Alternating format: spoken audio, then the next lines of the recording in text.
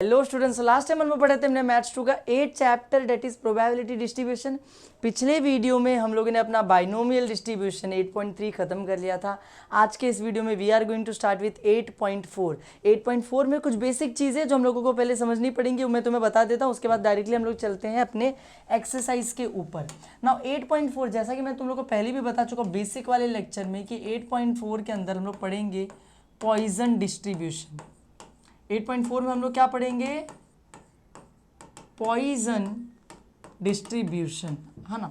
अब Poisson distribution नाम को सुन के ऐसा मत समझना कि जहर वाला डिस्ट्रीब्यूशन है, जहर जैसा कुछ नहीं है इसके अंदर।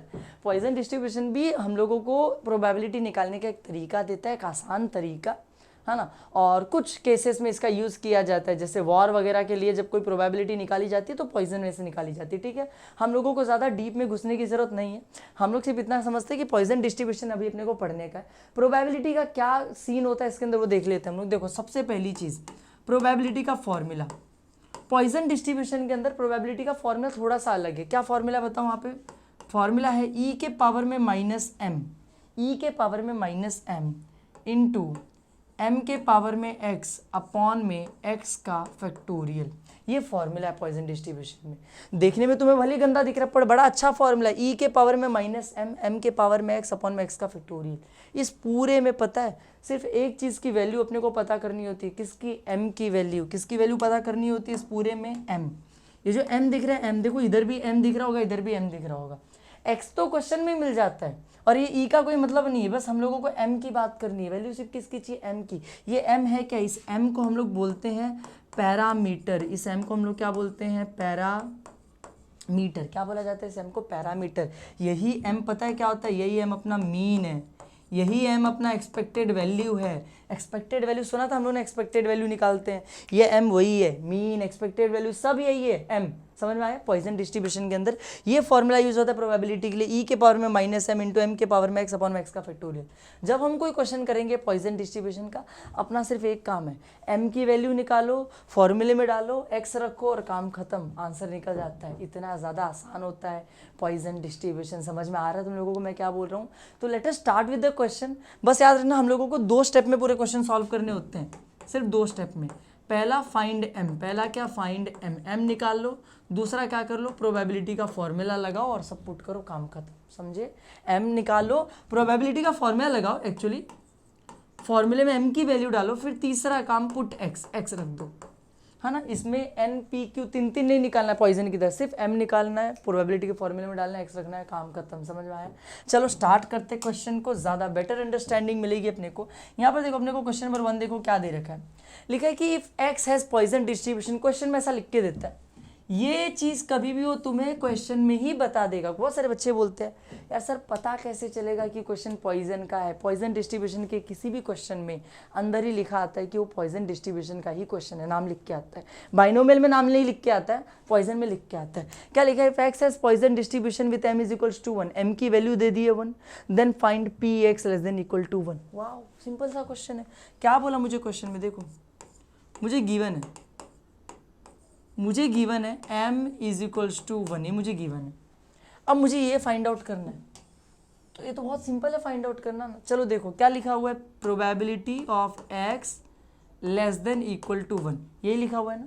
Probability of x less than equal to 1 ये लिखा है। लेकिन ये फाइंड आउट करने से पहले मैंने तुम्हें 3 स्टेप बताया, तो 3 स्टेप याद करो। पहले फाइंड m, पहले m की वैल्यू फाइंड करनी होती है, फिर px के फॉर्मूले में m की वैल्यू को डालना होता है, उसके बाद जाके x वगैरह रखेंगे। इसका मतलब मैंने यहाँ पर देख लिया m की वैल्यू गिवन है। अब इस m की वैल्यू को प्रोबेबिलिटी के फॉर्मूले में रखेंगे, तो हम लोग लिखेंगे वी नो। हम लोग क्या लिखेंगे? We know. हमें पता है कि यार प्रोबेबिलिटी का फॉर्मूला px का फॉर्मूला क्या है? e के पावर में माइनस एम, m के पावर में x अपॉन में x का फैक्टोरियल, यही फॉर्मूला। अब इसमें m की वैल्यू पुट करो, x तो बाद में पुट होता है, पहले m पुट करते हैं। e के पावर में माइनस 1, फिर इंटू m यानी कितना हो गया? 1 के पावर में x अपॉन में x का फैक्टोरियल। तो x का फैक्टोरियल तो एज इट इज़ रहेगा क्योंकि x की वैल्यू हमें नहीं पता है। याद ना, पहले m की वैल्यू निकालनी होती है, फिर प्रोबेबिलिटी के फॉर्मूले में m की वैल्यू डालनी होती है, ठीक है। इसको थोड़ा सा अगर मैं और सॉल्व करूँ तो देखो मुझे एक चीज़ समझ में आएगी यार। क्या समझ में आएगी? कि देखो p of x is equals to, ये जो लिखा है e के पावर में माइनस 1, इसकी क्या वैल्यू है, इसकी वैल्यू क्वेश्चन में गिवन है, ये देखो लास्ट में हमेशा वैल्यू दी रहती है, ई के पावर में -1 की वैल्यू 0.3678। यहाँ पे जो भी ई का वैल्यू रहेगा ना क्वेश्चन में दिया रहेगा, क्या वैल्यू दिया इसका 0.3678। ओके हो गया, इंटू 1 के पावर में एक्स, क्या लिखा हुआ है 1 के पावर में एक्स। अरे मुझे एक बात बताओ, 1 का स्क्वायर 1, 1 के पावर में 4 1, 1 के पावर में 100 1, 1 के पावर में कुछ भी डाल दो आंसर तो 1 ही आता है।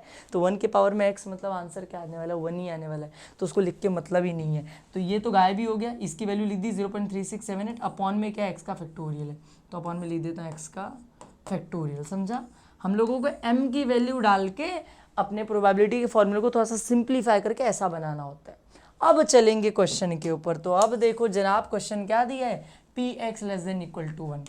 अब क्वेश्चन देखो क्या दिया, px less than equal to 1। तो अब मैं लिखूंगा नेओ मतलब now p of x less than equal to 1। क्या लिखा है, लेस देन इक्वल टू 1 मतलब क्या होता है, 1 या फिर 1 से छोटा। तो 1 से छोटा क्या होता है, 0 होता है, यानी कि p0 और p1, ये रहा 1 और 1 से छोटा p0। समझ में आया, ये दोनों हम लोगों को पुट करना है, तो चलो पुट करते हैं। जब p0 बोला तो x की जगह 0 डाल देंगे इसके अंदर, तो 0.3678 अपॉन में x का फैक्टोरियल, x की जगह 0 डाल दिया तो 0 का फैक्टोरियल, प्लस 0.3678 अपॉन में x का फैक्टोरियल, x यानी यहाँ पे क्या है 1 है, तो 1 की जगह क्या आ जाएगा 1 का फैक्टोरियल। अब तुम लोगों को पता है 0.3678 अपॉन 0 फैक्टोरियल की वैल्यू कितनी होती है 1, अपॉन 1 लिखने का मतलब नहीं है। 1 फैक्टोरियल की वैल्यू कितनी होती है 1, अपॉन 1 लिखने का मतलब नहीं है। तो 0.3678 और ये भी सेम रहेगा 0.3678। अब इन दोनों को बस जोड़ दो, इन दोनों को जोड़ दो, अपना काम हो जाएगा। चल जोड़ते, 8 8 कितना होगा 16, 16 का 6 इधर 1 आ जाएगा कैरी, 7 7 14 प्लस 1 15, 15 का 5 इधर 1 कैरी, 6 7 6 6 12 1 13, 13 का 3 इधर 1 कैरी, 3 3 6 7 7 हो जाएगा। तो 0.7356 is our final answer, p of x less than equal to 1 का अपना फाइनल आंसर है। समझ में आया तुम लोगों को, बहुत आसान था। पहले m की वैल्यू निकालो, प्रोबेबिलिटी के फॉर्मूले में डालो, थोड़ा सा सिंप्लीफाई करो, फिर लास्ट में क्वेश्चन डालो, सॉल्व कर दो, इजी। चलो चलते अपने नेक्स्ट क्वेश्चन की तरफ। नेक्स्ट क्वेश्चन देखो यहाँ पे क्या दिया हुआ है, यहाँ पर अपने को दिया है क्या, इफ x और एक्स आई वो टिल्ड दे के लिख दिया, p ब्रैकेट में 1/2 लिखा है, ब्रैकेट में क्या लिखा 1/2। अब ये 1/2 पता है क्या है, देखो यहाँ पर ये चीज़ तुम लोगों को समझ में नहीं आ रही होगी कि क्या है, ठीक है उसको अभी छोड़ो। यहाँ पे लिखा है फाइंड px इक्वल टू 3। तुम लोग बोलोगे यार px इक्वल टू 3 फाइंड करना हो तो समझ में आया, प्रोबेबिलिटी निकालनी है उसकी, लेकिन m की वैल्यू पता ही नहीं है। m की वैल्यू के बिना x की वैल्यू हम लोग प्रोबेबिलिटी कैसे निकालेंगे, अरे गधो दिया है m की वैल्यू, ये दिख रहा है, ये इसमें ये जो दिया है ना, ये m की वैल्यू ही लिख के दिया है, बस थोड़ा बहुत फैंसी तरीका, m की वैल्यू बताने का थोड़ा सा फैंसी तरीका उनका, दिस इज m की वैल्यू ही है वो, समझ में आया, फैंसी तरीके से दिया। तो हम लोग लिखते हैं क्वेश्चन में गिवन, पहले क्या लिखेंगे गिवन, क्या दिया हुआ है m इज इक्वल्स टू क्या दिया 1/2 यानी कि 1/2। ये 1/2 का मतलब क्या होता है 0.5, 1/2 का मतलब क्या होता है हाफ 0.5, ठीक है। अब हम लोग क्या बोला था, पहले इसको प्रोबेबिलिटी के फॉर्मूले में डालो, तो वी नो हम लोगों को पता है क्या फॉर्मूला है प्रोबेबिलिटी का, प्रोबेबिलिटी का फॉर्मूला है e के पावर में -m इंटू m के पावर में x अपॉन में x का फैक्टोरियल, ये फॉर्मूला होता है। चलो पुट करते हैं, e के पावर में -m कितना है 0.5, ओके, फिर m यानी 0.5 के पावर में x अपॉन में क्या आ जाएगा x का फैक्टोरियल, x का फैक्टोरियल, क्योंकि x की वैल्यू हम लोगों को नहीं पता है। फिर अगली लाइन में e के पावर में -0.5, इसकी वैल्यू हम लोगों को क्वेश्चन में गिवन है 0.6065, तो यहाँ पे लिख देंगे 0.6065, यहाँ पे हम लोग लिख देंगे 0.6065 इंटू 0.5 के पावर में x, है ना, उसको तो बदल नहीं सकते, अपॉन में x का फैक्टोरियल, ये आ गया अपने px का फॉर्मूला, ये क्या आ गया अपने प्रोबेबिलिटी का फाइनल फॉर्मूला। समझ में आया। अब इस फॉर्मूले के हिसाब से हम लोग क्वेश्चन को सॉल्व करेंगे। क्वेश्चन क्या गिवन है, क्वेश्चन तो बड़ा सिंपल सा दिया है, क्वेश्चन दिया है px इज इक्वल्स टू 3 निकालना, मतलब x की जगह पे 3 डाल देना है। तो हम लोग चलते हैं नीचे लिखते हैं कि न्यू मतलब नाउ p, हम लोग को प्रोबेबिलिटी निकालनी है x इज इक्वल्स टू 3, मतलब कि सीधे सीधे P3 निकालना है, तो चलो लगता है S = 3, ये तो सेम रहेगा 0.6065 इंटू इसके पावर में x की जगह क्या आ जाएगा 3, तो 0.5 के पावर में क्या आ जाएगा 3, सिंपल है। अपॉन में, अरे इतना गंदा अपॉन बन रहा है, अपॉन में x का फैक्टोरियल, x यानी 3 का फैक्टोरियल, इजी। चलो ठीक है, सॉल्व करते हैं। 0.6065 एज इट इज, कोई दिक्कत नहीं है, इंटू 0.5 का क्यूब, पॉइंट वगैरह छोड़ो, अगर यहाँ पे सिर्फ 5 होता, 5 का क्यूब करते तो कितना आता 125, कितना आता, नहीं सॉरी, सिर्फ 5 का क्यूब करते तो 5 5 25, 25 5 125 आता, कितना आता 125 आता। लेकिन अब वहाँ पे पॉइंट है, अब तुम लोग 0.5 को जब 3 बार मल्टीप्लाई करोगे तो 1 2 3 3 बार पॉइंट आ गया, तो पीछे से 3 डिजिट के बाद पॉइंट लगेगा, ये रहा 1 2 3, यहाँ पे पॉइंट लगे, यहाँ पे 0, यानी कि सीधे सीधे 0.5 का क्यूब 0.125, इजी। और अपॉन में क्या दिया 3 का फैक्टोरियल, 3 का फैक्टोरियल मतलब क्या होता है, 3 का फैक्टोरियल ओपन करूंगा तो हो जाएगा 3 2 1, 3 2 6, 6 1 6, मतलब कि सीधे सीधे 6 आता है, तो 3 के फैक्टोरियल की वैल्यू कितनी आ गई 6, सिंपल एकदम, बस खत्म। कैलकुलेशन बड़ा है, ठीक है, मतलब बड़ा है मतलब थोड़ा ज़्यादा है, लेकिन ठीक है चलेगा अपने को। अब देखते हैं अब क्या कर रहा है, ये एक नंबर है, ये एक नंबर, दोनों मल्टीप्लाई हो रहे हैं, तो मल्टीप्लाई कर दो, लेकिन मल्टीप्लाई करते टाइम पॉइंट को ध्यान मत देना। मल्टीप्लाई करते टाइम यहाँ पे लिखा है 6065, तो मान लो 6065, वहाँ पे लिखा है 125, तो मान लो 125, पॉइंट मत देखो, मल्टीप्लाई करो सीधे। चलो करते हैं, 5 5 25, 25 का 5 इधर 2 इधर, 5 6 30 + 2 32, तो 2 इधर 3 इधर, 5 0 0 + 3 3, 5 6 30, तो हो जाएगा 30, खत्म हो गया। फिर अब 2 की बारी, तो 2 5 10, तो 0 इधर 1 इधर, 2 6 12 + 1 13, 13 का 3 इधर 1 इधर, 2 1 0 0 + 1, तो 1 आ जाएगा, 2 6 12, तो यहाँ पे आ जाएगा 12, ईजी। फिर यहाँ पे एक और x, अब 1 से करोगे तो सब सेम ही आ जाएगा ना, 5 6, फिर यहाँ पे 0, यहाँ पे 6 1 6, ईजी। चलो ऐड करते हैं, यहाँ पे कुछ नहीं है, सिर्फ 5 है, यहाँ पे 2 है और 0 है, तो मतलब 2 आएगा। यहाँ पे 3 3 6 6 5 11, 11 का 1 इधर 1 कैरी, 1 2 6 8 होता है, 8 आ जाएगा। 3 2 5 होता है, 5 आ जाएगा। और 1 6 कितना होता है 7 होता है, तो यहाँ पे कितना आ जाएगा 7, समझ में आया। 7 5 8 1 2 5, ईजी। पीछे से देखो कितने डिजिट के बाद पॉइंट है, 1 2 3 4 5 6 7, दोनों को मल्टीप्लाई किया ना, तो दोनों में देखो 3 और 4 7, तो 1 2 3 4 5 6 और एक 7, ऐसे, समझा, ऐसे लगेगा। पीछे से 7 डिजिट के बाद क्या आएगा, अपना पॉइंट आएगा, तो 1 2 3 4 5 6 7, ओके, ऐसा आ जाएगा। तो 0.075 लिखते हैं, 0.075, और आगे क्या दिया है 8125 अपॉन में 6। अभी भी आंसर नहीं आया है, अभी भी उसको कैंसिल आउट करना बाकी है। अब 6 से डिवाइड करेंगे। अब पता है 6 से डिवाइड करते टाइम पॉइंट देखो ही मत, ये जो नंबर दिख रहा है 7 5 8 1 2 5, इसको 6 से डिवाइड करो। चलो डिवाइड करते हैं, चलो इसको मिटा देता हूँ, इसको डिवाइड करते हैं 6 से। 7 5 8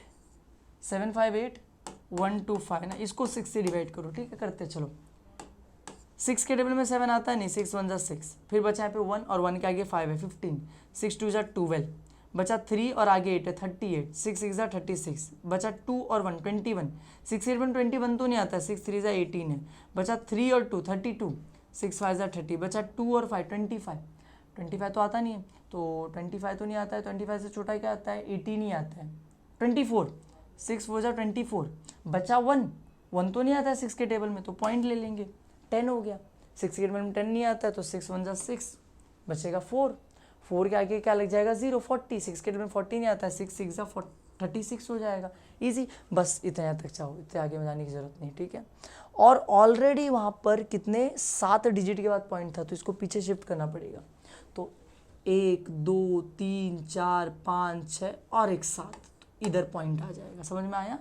और ये 16 एज इट इज़, तो आंसर ऐसा आएगा। 0.1263 लिखता हूँ मैं, 0.1263 5416 5416। अब देखो मैंने यहाँ तक निकाल दिया आंसर। कुछ लोग नहीं करते, कुछ लोग पता है इधर ही छोड़ देते, ये पॉइंट वन जो का इतना ज़्यादा कैलकुलेशन होता है नहीं करते, कभी कभी टेक्स्ट बुक में भी नहीं करके दिया रहता है। कोई बड़ी बात नहीं, हमने कर दिया पूरा कैलकुलेशन, ठीक है। बस यहाँ पे क्वेश्चन खत्म। चलते अपने नेक्स्ट क्वेश्चन की तरफ। यहाँ पर देखो क्या दिया है अपने को, लिखा है यार कि if x has Poisson distribution with parameter m and this then find the, यहाँ पर m की वैल्यू नहीं दी है। देखो यहाँ पर m की वैल्यू की जगह ये कंडीशन दे दी है। क्या दे दी अपने को, कंडीशन। इस कंडीशन में से अपने को किसकी वैल्यू निकालनी पड़ेगी, m की वैल्यू। फिर m की वैल्यू निकालने के बाद हम इस क्वेश्चन को सॉल्व कर सकते हैं। पहले m निकालना पड़ेगा कंडीशन में से, फिर जाके क्वेश्चन को सॉल्व कर सकते हैं। तो पहले मैं गिवन लिखता हूँ, गिवन में, अब गिवन में m तो दिया नहीं है, तो हम लोग जो कंडीशन है वो लिख देते। क्या कंडीशन है, p ब्रैकेट में x इज इक्वल्स टू 2 इज इक्वल्स टू p ब्रैकेट में x इज इक्वल्स टू 3। ये अपने को कंडीशन दी थी। इसमें से हम निकालेंगे, कैसे निकालेंगे, अरे फॉर्मूला लगाओ ना पे, प्रोबेबिलिटी का क्या फॉर्मूला होता है, e के पावर में माइनस m इंटू एम के पावर में x अपॉन में x का फैक्टोरियल, ये फॉर्मूला होता है। e के पावर में माइनस m इंटू एम के पावर में x अपॉन में x का फैक्टोरियल, ये फॉर्मूला होता है ना। अब मुझे साफ साफ दिख रहा है इधर x की जगह क्या डाला हुआ है, 2 डाला हुआ है, तो यहाँ पे लिखता हूँ मैं e के पावर में माइनस m तो पता नहीं है, m के पावर में x की जगह क्या आ जाएगा 2 अपॉन में x की जगह किसका फैक्टोरियल, 2 का फैक्टोरियल।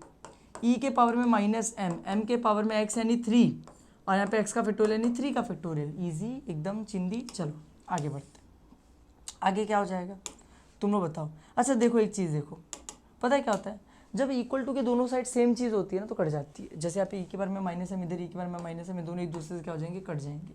तो बचेगा यहाँ पर m के पावर में 2 और 2 का फैक्टोरियल यानी 2 का फैक्टोरियल यानी 2 को ओपन करेंगे तो 2 1 2 हो जाएगा।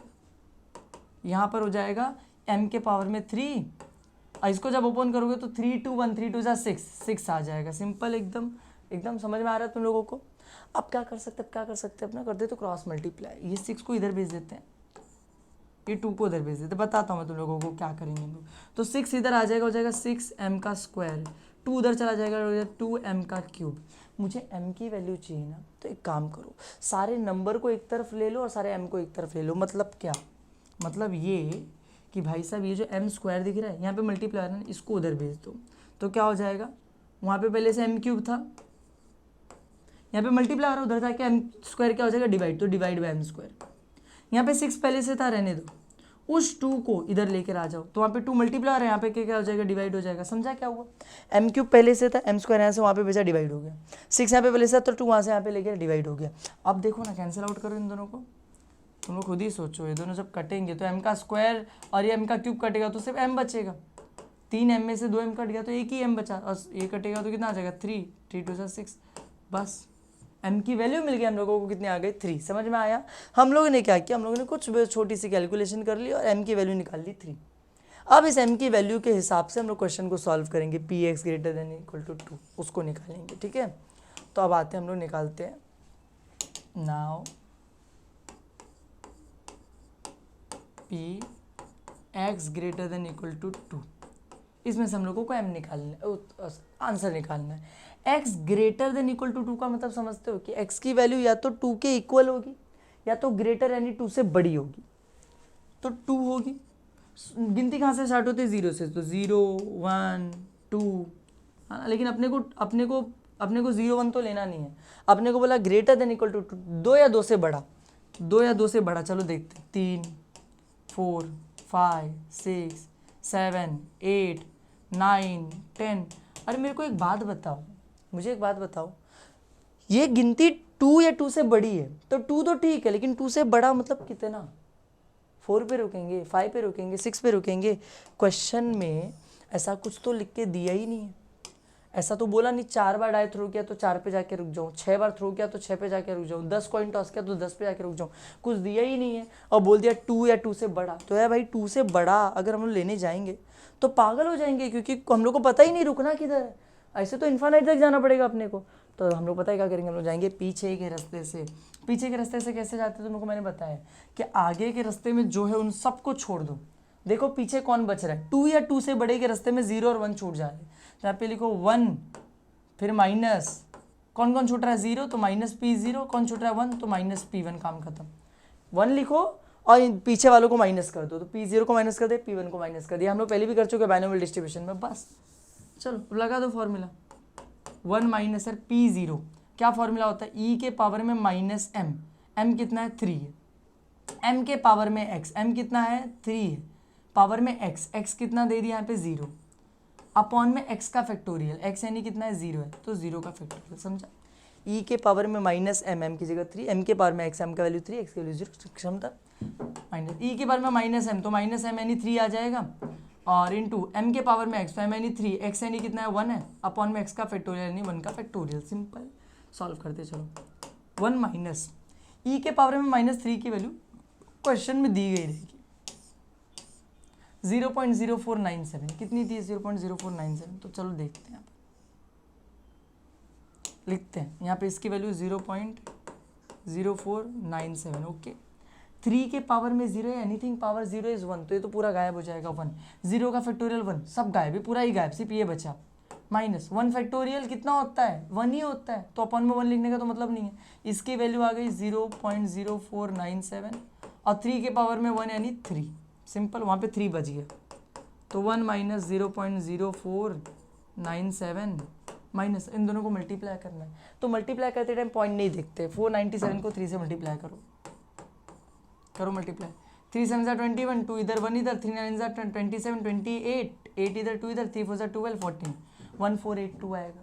पीछे से 1 2 3 4 डिजिट के बाद पॉइंट था, तो 1 2 3 4 के बाद पॉइंट लगा दो, तो 0.1482 सिंपल हो गया एकदम, इज इक्वल्स टू, यहाँ पे 1 लिखा है, 1 को रहने दो, ये भी माइनस है, ये भी माइनस है, तुमको पता है माइनस माइनस वाले खुद में ही प्लस हो जाते हैं, तो ये क्या लिखा है 0.0497, वो क्या लिखा है 0.1482, दोनों खुद में प्लस हो जाएंगे, 7 + 2 कितना हो जाता है 9, 9 8 कितना होता है 17, 7 इधर 1 इधर रेस जाएगा 9 1 0 1979